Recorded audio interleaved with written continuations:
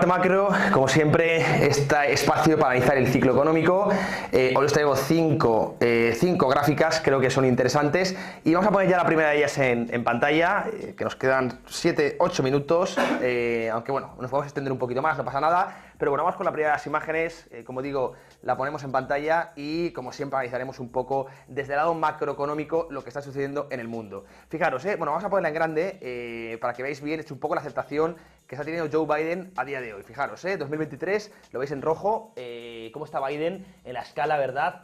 Bueno, pues con una aprobación muy impopular, muy mala. Y esto es curioso, porque tiene, ahí lo ponéis en el título, el paro prácticamente en mínimos, pero claro, la inflación es un matapresidentes. De hecho, se dice, esto mató a Thatcher en su día, ¿verdad? Y bueno, lo hará con Biden con toda seguridad, porque la aprobación es muy mala. Por cierto, publicación que tenéis, ahí lo veis, en el Instagram de Trading Pro, le queremos dar también mucho contenido, ahí lo podéis seguir como siempre, y hoy hablaba de esto. El enlace lo dejaremos en el chat de YouTube, pero bueno, lo comentábamos hoy.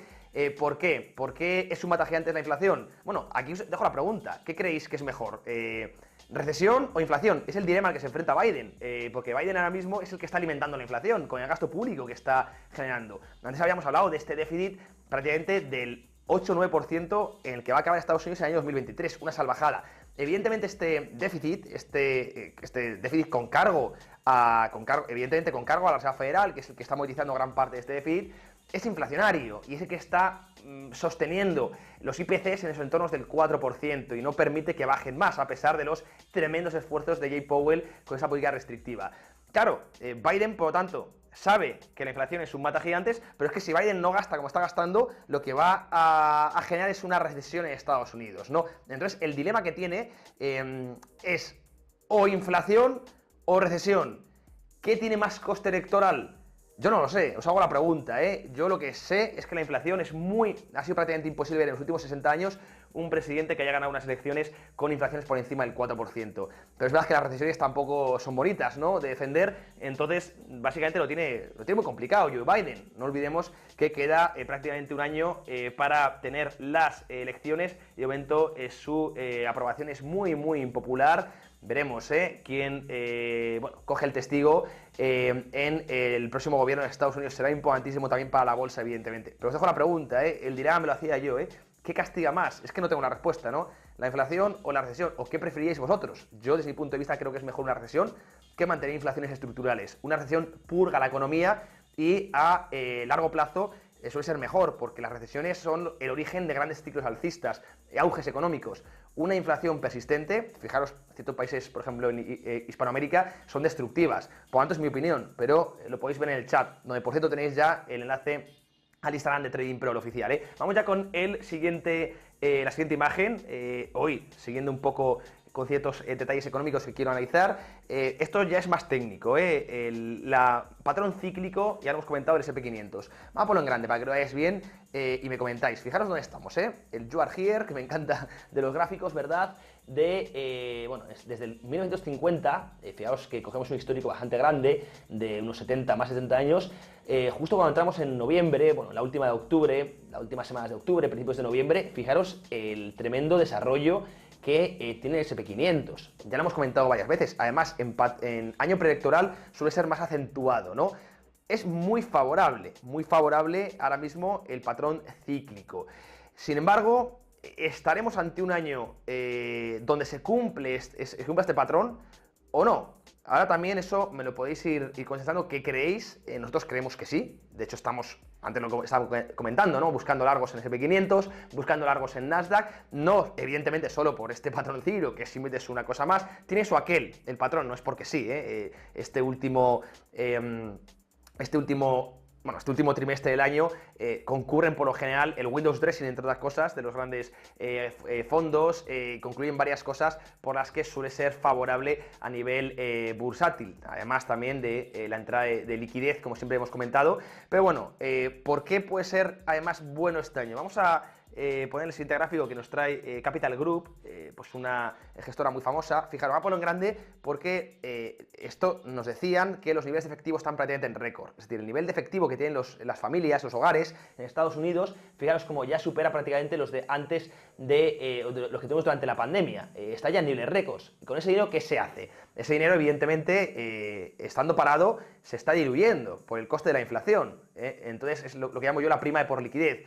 Por lo tanto, según Capital Group, es muy normal que este dinero vaya a perseguir la bolsa, es decir, que se desatesore dinero y esto acabe entrando en bolsa, ¿no? Básicamente en índices, en acciones, etcétera, etcétera, ¿no? Por lo tanto, ellos ven un gran potencial de subida a estos entornos. Siempre que tenemos niveles de efectivo en esos niveles, pues tarde o temprano acaba llegando a la bolsa, porque, bueno, pues insisto, además en entornos donde tener efectivo cuesta bastante, ¿no? Ahora mismo con la inflación en Estados Unidos del 4% si nos creemos las cifras oficiales, además, ¿no? Sin embargo, yo aquí tengo una objeción sobre esto de Capital Group, ¿no? Ahora mismo, este nivel de efectivo que estoy de acuerdo que se va a mover, no tiene sentido que haya esa montaña de efectivo ahora mismo parada, ningún sentido. La gran pregunta es, ¿se va a mover a renta variable o se va a mover a deuda, al mercado de bonos? Cuando el mercado de bonos está ofreciendo más rentabilidad que la bolsa a este nivel de PER. No digo es que el S&P 500 está a un PER de 25, por lo tanto nos da una rentabilidad del 4% y el Nasdaq a un PER prácticamente del 40, lo que nos da una rentabilidad del 2, 2,5, va cambiando, ¿no? Y las T-bills, la deuda de corto plazo de Estados Unidos está por encima del 5%. La gran pregunta es, toda esta montaña de liquidez que hay, que tiene razón Capital Group cuando nos dice, oye, esto se va a mover, y bueno, pues eso va a alimentar subidas o bien en renta variable o bien, como digo yo, en deuda. Yo soy más de los que piensa que irá a deuda, porque ahora mismo, ¿para qué te vas a arriesgar a tener volatilidad en renta variable cuando encima te está dando más rentabilidad en los activos libres de riesgo, ¿no? Que son las letras de Estados Unidos, que no tienen riesgo ni de emisor ni de duración, ¿no? Esa es la objeción que le pongo yo a este gráfico y esta tesis que tenía Capital Group. Insisto, os pido también vuestra opinión, pero algo caerá también a renta variable e impulsará evidentemente este último trimestre como estamos comentando. Vamos con el siguiente gráfico y es lo que, un poco en línea de lo que estoy comentando. ¿Dónde está yendo parte de esa liquidez? Aquí. Vamos a ponerlo en grande porque aquí tenemos los fondos de mercado monetario. Bien, los fondos de dinero que llamo yo, que siguen atrapando flujos. Fijaros, es tremendo, ¿no? Bueno, es brutal. Nunca antes habían tenido esta entrada de dinero. Y los fondos monetarios, ¿qué son los fondos monetarios? Son fondos de inversión que invierten en activos a muy corto plazo. Pues eso, en letras del tesoro, también en papel comercial, es decir, bonos corporativos, pero siempre de corto plazo, ¿no? ¿Cuál es la ventaja? Que ahora mismo, al estar los tipos de interés tan alto, pues pueden invertir en, pues eso, en letras del tesoro, que están dando un 5%, en bonos corporativos, incluso algo de bonos junk o bonos basura, que a muy corto plazo que están dando mucha rentabilidad y están ofreciendo, pues eso, un 5, un 6% sin prácticamente riesgo.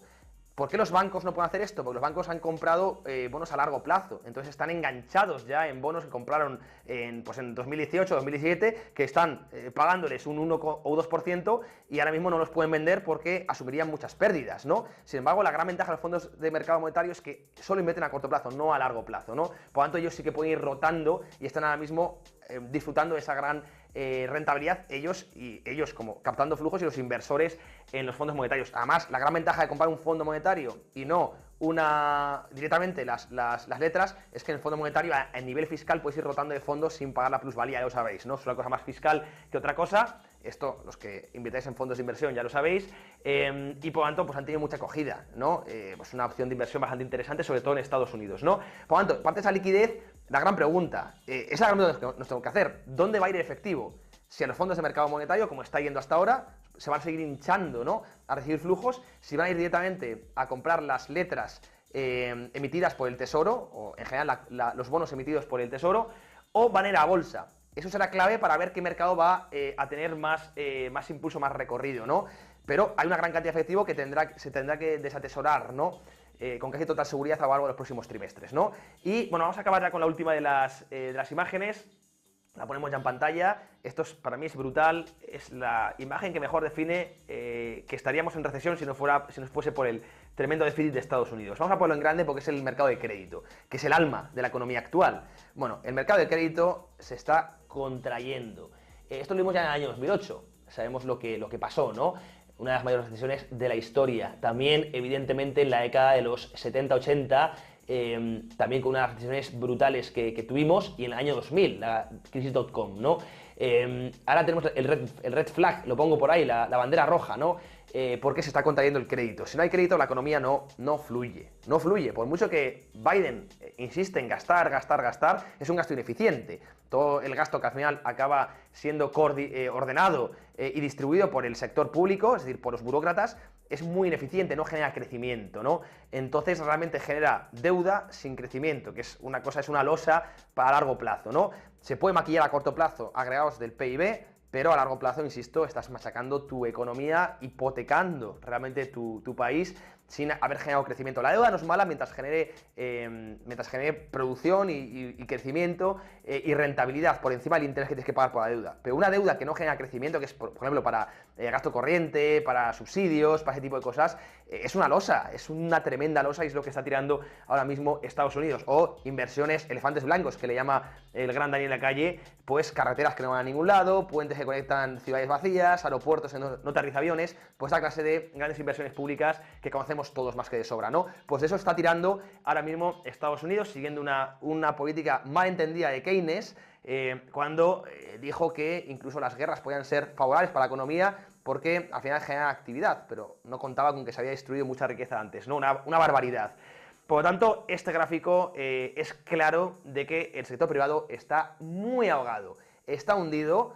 Y yo sigo manteniendo, insisto, esto es economía, pura economía, es que no hay que ser un genio, es que es muy fácil de leer, sin crédito no va a fluir la economía y veremos cómo se sostienen las empresas, insisto, sin poder acceder al crédito y sin poder refinanciar la deuda que tienen, ¿no?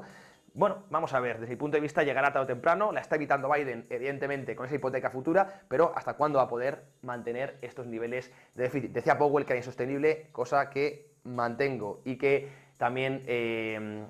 bueno, comparto, ¿no? Con esto despedimos hoy el programa de Más que Mercados, miércoles 25 de octubre, mañana jueves, cumpleaños de un servidor y de mi hermano Alba Saoiti, evidentemente, lo celebraremos a lo grande aquí en Trading Pro, así que os esperamos a las 3:30, como siempre, hora española. Hasta mañana, chao.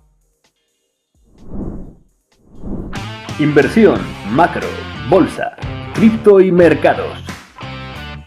En Más que Mercados analizamos la actualidad, las últimas noticias y todos los factores que afectan a tus inversiones. La educación financiera cambia vidas. De lunes a jueves a las 3:30 p.m. hora española, el mejor programa de economía, inversión y trading de habla hispana. Cada día podrás ver la operativa en vivo y en directo. Acompáñanos con la guía experta de José y Álvaro Basagoiti y analiza con nuestros invitados las mejores estrategias de inversión y los portafolios corporativos de su firma.